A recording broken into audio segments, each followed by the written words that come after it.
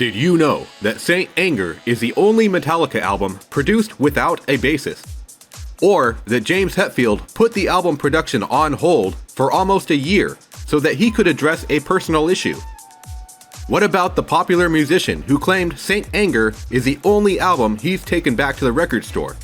Stick around as we answer these questions and more on 10 Fun Facts About Saint Anger by Metallica. Number 1. No bass. Bassist Jason Newsted never really received fair credit during his tenure with Metallica. He joined the band after beloved bassist Cliff Burton died tragically in an accident involving Metallica's tour bus while on tour supporting Master of Puppets. Fans would eventually learn to embrace him and what he did for the band during a run of 4 highly successful albums, but they were initially apprehensive and somewhat apathetic towards him. This wasn't helped by the fact that on his first album with the band, Metallica turned the volume of his bass guitar down so low that you really can't even hear him.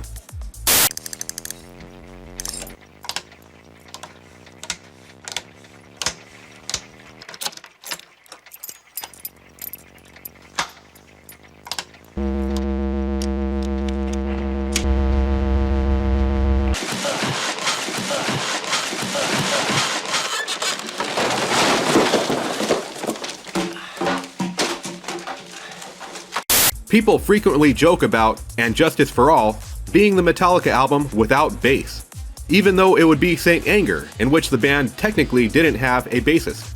That job would be performed in the studio by producer Bob Rock. Some of you might be thinking, wait a minute, I thought Robert Trujillo joined Metallica for Saint Anger. Well, you are correct. However, he would join the band after Saint Anger had already been finished. Robert had no creative input on the songs written for Saint Anger, but Metallica still gave him a credit in the album's liner notes to help make him an official member of the band, a title he still holds as of the making of this video. After having some of his creative ideas shot down by Metallica, Jason Newsted was looking outside of the band for ways to express himself. One of these ideas include the formation of his band Echo Brain. This caused a rift between Jason and Metallica frontman James Hetfield, who was concerned that the project would interfere with Metallica. When Metallica's management at Q Prime began discussing the idea of promoting Jason's Echo Brain album, James contacted management and pressured them to drop support of Jason's album. As Jason explains, "And so they had told me pretty convincingly, this is a great record. We've been playing it around the office. It's fantastic. This kid has a great voice. Let's do something with this." That's what they told me. And then James heard about it and was not happy.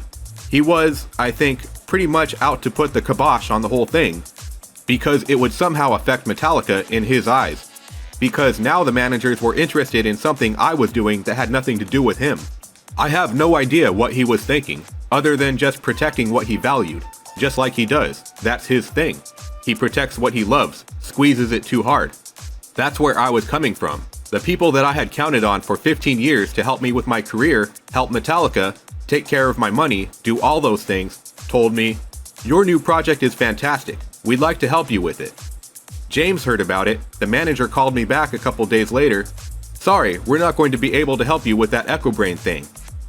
During a band meeting in early January of 2001, Jason suggests that Metallica should take a year-long break, which would allow Jason time to pursue his side project. This idea was also shot down by James Hetfield. Tired of having his creative ideas shot down, in January 17, 2001, Jason Newsted announced his resignation from Metallica, quitting the band after 15 years and 4 studio albums. Drummer Lars Ulrich spoke with an interviewer just 2 years after Jason's departure and expressed a bit of sorrow over how Jason was treated during his tenure with Metallica. Jason was overlooked. And the ironic thing is that the model for what would have been the perfect Metallica in Jason's mind is the one that exists now. That is kind of ironic. It's also a little sad, because Jason's a good guy, and he put a lot of effort into the band for many years, and in retrospect, he was never really fully accepted into the band. Then, when he tried to go elsewhere to satisfy his creative needs, he was told, well, barked at, that he couldn't. Fuck you, fuck you, fuck you, you're cool. James Hetfield would also express a bit of sorrow over the way he handled things with Jason while he was in the band, often suffocating any of Jason's creative ideas out of fear of surrendering even the slightest bit of control of this musical behemoth that Metallica had become. It must have been very bittersweet for him, like a dream come true, by stepping into someone's shoes who can never be filled. It must have been very difficult for him. James would reflect upon the experience while writing lyrics for the song All Within My Hands, which would be the closing track on Saint Anger. Squeeze it in, crush it down, all within my hands. Love is control, I'll die if I let go. Now one might think that a person would regret leaving a band as big as Metallica, but Jason Newsted had given the idea a lot of thought. When he spoke with an interviewer over a decade after his departure, Jason explained that he has always been quite comfortable with his decision. I tell you very honestly, 1,000,000,000%, I have never regretted leaving Metallica. It was the right thing for everyone. It was the right thing to do for the camp. That's it. I've never told anyone that I wanted to go back or anything like that. Not once. I made up my mind. It was not an easy thing to do, but it was something I had to do. I thought about it very much before I pulled the trigger, and because of that, I have never looked back. The past is where it's supposed to be. You look like you've got something to say. Do you? Yes, I certainly do. I have to go now. My planet needs me. Jason remains close friends with his former bandmates and even joined them on stage for Metallica's Rock and Roll Hall of Fame induction ceremony on April 4th, 2009. He has also performed with Metallica at several events over the years, including all 4 of the band's 30th anniversary shows in December 2011. Number 2. Saint Christopher. What does Saint Christopher have to do with Metallica? Well, not much, other than the fact that James Hetfield once saw guitarist Kirk Hammett wearing a Saint Christopher's medallion on his necklace. Known as the patron saint of travelers, the Saint Christopher's medallion may be given to someone to wish them luck in their travels. This particular medallion, worn by Kirk, featured a surfer on the flip side of the medallion, which symbolized to Kirk good blessings while he was surfing. As James looked at Kirk's medallion, he invented a patron saint of his own, Saint Anger, a patron saint who guides James Hetfield to use his anger productively, such as channeled through his music, rather than destructively, such as drinking. The band enjoyed the concept so much that they decided to title their 8th studio album Saint Anger. As Kirk explains, James and I were just sitting in the control room, and I had a St. Christopher's medallion around my neck. And he asked me what it was. I said, oh, it's a St. Christopher's medallion. And I explained to him, St. Christopher is the patron saint of travelers. This particular medallion I had was a St. Christopher's medallion, but on the flip side, I had a surfer. And so what that signifies is, whenever you go out surfing, this medallion will give you good blessings so that you'll actually come back. And I explained that to him, and he was like, wow. And then all of a sudden he said Saint Anger, and I go, that's killer. Number 3. Hetfield goes to Rehab. Metallica began working on Saint Anger in April 2001. However, production would get delayed when James Hetfield checked himself into rehab to address his addiction to alcohol. Known for their willingness to indulge while on tour, guitarist Kirk Hammett described what it was like when he joined the band. When I first met these guys, they were drinking vodka like it was water. I would start drinking about 12 in the afternoon. We would arrive at the club and go straight to the bar and see how much booze we could consume for free. And by the time we went out on stage, we were almost always sauced.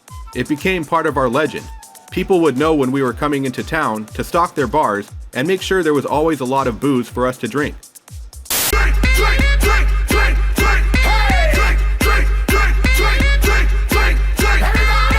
As the years went on, members of the band matured, and many of them gradually toned down their drinking and partying.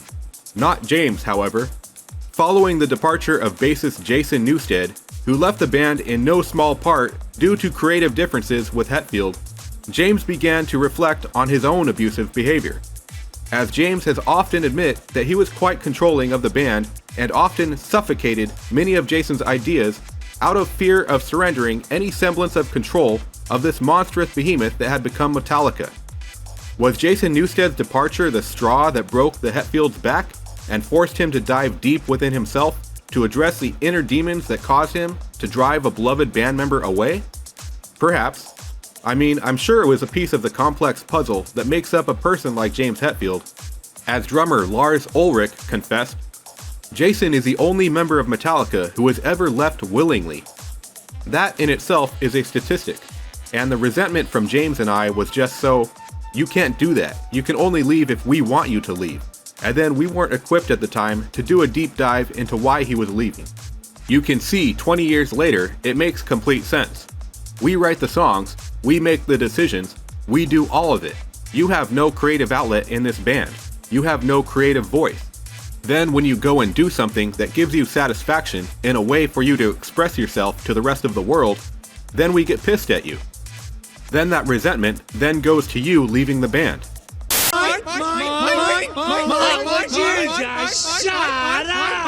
James Hetfield himself has also explained that the initial writing sessions without Jason Newsted in the band were not as fruitful as they had been in years prior. After a few months of working on the album and not going anywhere, James Hetfield made the tough decision to check himself into treatment. He would return to the studio in May 2002. Following what would be the first of many trips to rehab, James Hetfield had this to say: "Recovery is the most difficult and challenging thing I've ever attempted, along with parenting. It's also the most grounding and gratifying gift I've ever received, along with parenting. My music and lyrics have always been a therapy for me. Without this God-given gift, I don't know where I would be. Now I truly feel the impact and connection they have made with others. Struggle to struggle, pain to pain, human to human, not idol to fan, fan to idol. Clarity has put me in a humble and serene place to receive this connection in return and feel it helping heal me. Every breath I take becomes deeper, and I become more confident of myself without my crutches. The lies I've filled my body and soul with aren't needed anymore. They're not welcome. I choose to live, not just exist." Oh, glory of glories. Oh, heavenly testament to the eternal majesty of God's creation. Holy macaroni! Number 4. Happy Family. When James Hetfield returned from his first stint in rehab in 2002, one of the first things Metallica did was record a handful of Ramones cover songs. These songs would include We're a Happy Family, Cretin Hop, Now I Want to Sniff Some Glue, Today Your Love, Tomorrow the World, Commando, and 53rd and 3rd. I ate green berets for breakfast. And right now, The last of those songs would be included on a Ramones tribute album co-produced by Rob Zombie, called We're a Happy Family, a tribute to the Ramones. Some of the other songs would find their way to the public's ears as B-sides on Metallica singles. A special note to any vinyl collectors out there, as a blue 7-inch vinyl featuring Metallica's cover of 53rd and 3rd can be found paired with 2 more Ramones cover songs by Green Day and Offspring. If you're into that sort of thing, this record seems to be quite hard to find and is very valuable due to its rarity. Metallica would submit their version of 53rd and 3rd to the album's producers on June 5th, 2002, a day that would take special significance due to the fact that original founding member and bassist D.D. Ramone had passed away, unbeknownst to Metallica. Co-producer of Metallica's 2004 documentary Some Kind of Monster, Joe Berlinger noted that guitarist Kirk Hammett was visibly spooked by the coincidence. As he told the media, "He was noticeably pale. That is fucked up," he said. "That is fucked up." He got up and left the room. Number 5. The Wrong Way. Quite often, a band arrives in the studio with at least some material already prepared. Songwriters tend to have a habit of writing new music while on tour, supporting the music they've already written. I mean, when you're traveling on the road for hours every day, it can be a great way to kill time. And the fact that they are on stage performing nearly every night means that the songwriter's brain is already functioning in music mode. So why not pick up a guitar while sitting in the back of a van heading from Flagstaff to Albuquerque and jot some new ideas down? Metallica is no stranger to this concept. I don't need anyone telling me play on words. I'm a motherfucking lyrical wordsmith, motherfucking genius. Quite often, frontman James Hetfield and drummer Lars Ulrich would get together to flesh out a tune, and they would bring it to the studio to teach the other band members. But this would not be the case on Saint Anger, as Metallica intentionally entered the studio without anything pre-written. They wanted this album to be raw, spontaneous, and the result of a group effort, even if that group was missing one of the 4 contributing pieces. As producer Bob Rock explains, the idea is it should sound like a band getting together in the garage for the first time, only the band's Metallica. After Metallica's group effort had created enough songs, producer Bob Rock sat down with all of the material and began stitching it together like Dr. Frankenstein, cutting out parts of songs and rearranging them in his music production software. A lot of the songs were done in William Burroughs' cut and paste fashion. There are movements in movie making and in music where you take technology as an art, and you actually abuse it. Some people use Pro Tools to trick and fool the listener, but we used it more as a creative tool to do something interesting and stretch boundaries. Technically, you'll hear cymbals go away, and you'll hear bad edits. We wanted to disregard what everybody assumes records should be, and throw out all the rules. I've spent 25 years learning how to do it the so-called right way. I didn't want to do that anymore. Hey, hey, hey! Who rules?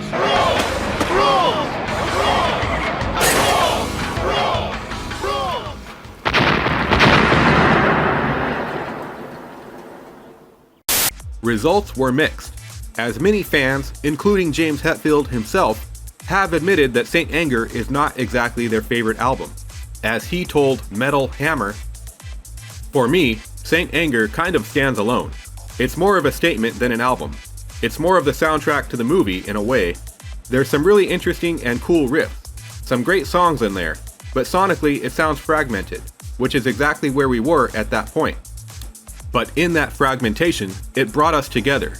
So it was a very necessary piece of the puzzle to get us where we are today." Number 6. No guitar solos. Frontman James Hetfield admits that the songwriting on Saint Anger suffered a hit with the departure of bassist Jason Newsted. The album would be the only Metallica studio release to feature the band as a 3-piece. As a result, the band decided that they wanted to record something a bit more raw and stripped down, even going so far as to avoid including guitar solos. Not a single one can be found anywhere on the album. As guitarist Kirk Hammett explains, the reason for that is because, again, we wanted to move together, all 4 of us, in the same musical direction. When we tried to put overdubs on the album and put guitar solos on the album, it sounded like an afterthought, you know?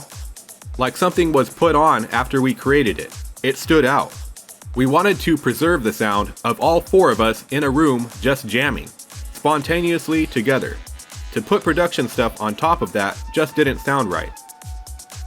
Some guitarists might frown at the idea of their soloing skills not being showcased on an album, particularly a heavy metal album. However, Kirk didn't mind. When asked if he was happy with the way the album came out, he told an interviewer, "Oh yeah, absolutely. I'm so proud of this album, it freaks me out. I haven't been this proud of an album since the Black Album, I must say. I mean, the Load and Reload era for us was such a reaction to our first 5 albums. We didn't want to do what we had been doing, play fast, over the top, and aggressive. If anything, the Load and Reload era was a big experiment in hard rock. We needed to do these albums for us to make Saint Anger. If we would have made Saint Anger in the mid-90s, it wouldn't have been fresh and as exciting for us as it was now.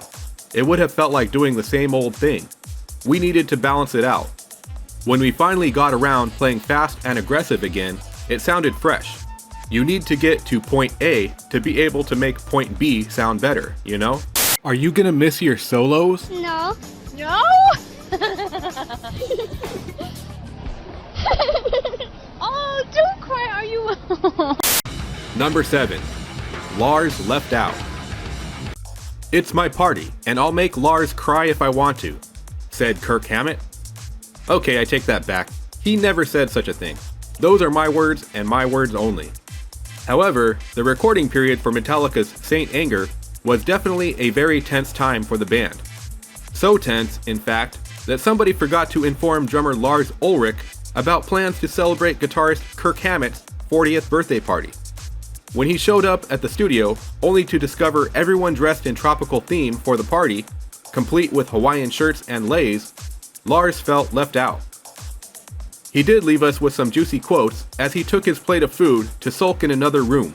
As Some Kind of Monster co-producer Joe Berlinger explains, Lars felt snubbed and stalked into another room with a plate of food to eat in silence.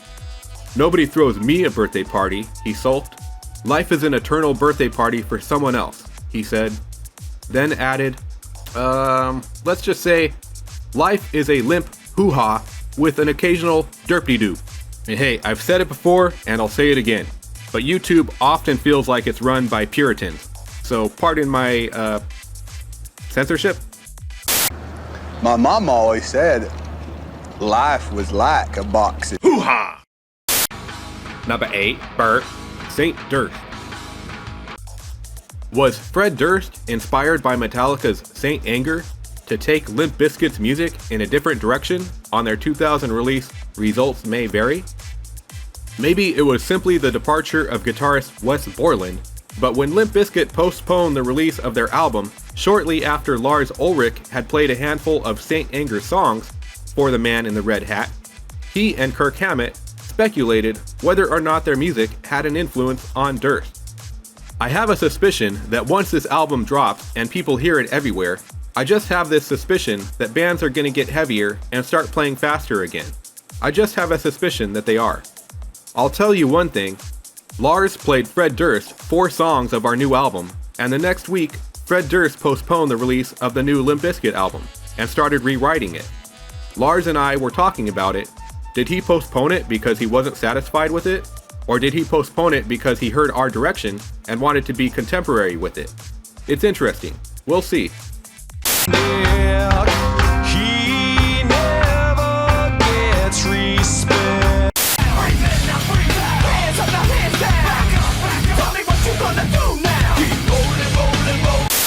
Number 9, Wrath of Chuck. Some fans were quite upset over the new direction Metallica took with Saint Anger. One of those angry fans was Testament frontman Chuck Billy, who slammed the release while stating that it is the only record he has ever taken back to the store and asked for a refund. As Chuck himself explains, "I'm a huge Metallica fan, especially the early stuff had a big influence on me. James Hetfield's vocals, his songwriting, and his style always has inspired me. I think once they got to that load period of their career, once everyone started sharing writing the vocals and everyone contributing in the psychiatrist and all that stuff I don't know, it just changed it for me. The lyrics weren't as clever anymore, and the riffs weren't as catchy and hooky as they were when James had control.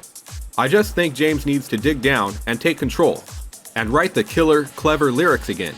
The last time, I don't know where their heads were at, but they were all writing lyrics, and it just didn't work for me. I hope they go back to their roots. I've never taken back a record ever that I've bought, but I took back the Metallica record. I was so angered by what it was, just like a big turnoff. I was like, oh no. It was definitely taking a stand for that, because I've always been a big Metallica fan and supporter." Ooh, I hear this really sucks. Director's commentary. I'm sorry. I am really sorry. I don't know what I was thinking. Did you know that I do all of the editing for these videos by myself? Yep, that's right. Me, one person. Including research, script writing, voiceovers, thumbnails, video editing, promotion. It's a lot of work and requires a full-time job for one person to handle, which I don't mind doing because I love being able to express my humor while also talking about the music that I enjoy. However, it would also be great to have some help improving my content, and that's where I need your help. The easiest way to support this channel is to click the like button. This will help the video get shown to more people. A better way to support this channel is to subscribe and hit the notification bell. This will help you get notified when we release new videos each week. And if you really want to make a big difference, check the description of this video for more ways that you can help this channel grow and support the creation of new content. If you like what we're doing, show us some love and let us know that you're out there. And let us know in the comments what your favorite album is. Perhaps we'll talk about it in a future video. Thank you all so much for your continued love and support. Number 10. Frankenfield. This is the face that stones you cold. This is the moment that needs to breathe. These are the claws that scratch these wounds. This is the pain that never leaves. The lyrics to Metallica's Some Kind of Monster appear to describe exactly that, a monster of some kind. Is it a Frankenstein-like beast assembled from the parts of others? Is it something hiding underneath your bed? Is it a song that describes Metallica? All these answers may be correct, as James Hetfield once described the lyrics of the song to producer Bob Rock as describing a horrific creature of some sort, or some kind of monster. Some people have come to the belief that the song is indeed about Metallica, a monstrous beast that has grown so out of control that nobody can tame it. A belief that is further reinforced by the band naming their 2004 documentary after the song.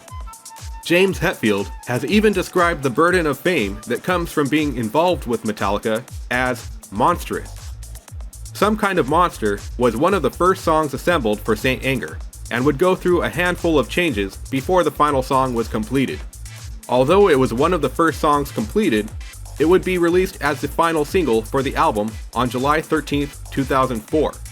The song would be nominated for Best Hard Rock Performance at the 2005 Grammy Awards. However, Scott Weiland, Slash, Duff McKagan, and the other two members of Velvet Revolver would walk away with that particular award for their song Slither. While Some Kind of Monster is much about James Hetfield coming to terms with his anger, when asked by an interviewer if part of writing music for a band like Metallica requires holding on to a certain level of anger, James had this to say. Ha ha ha. Well, that's a great question. I think every person that goes through something like what I've gone through very much worries about that. But the creativity, it will come from where it has to come from. Anything can be digested and be spit out Metallica-like. I'm not going to start writing about picking flowers now. When I'm happy, I'm writing the heaviest riff possible. Being happy is not overrated, but also, there will always be anger issues with me, no matter what. There always seems to be another cool piece of the puzzle revealed.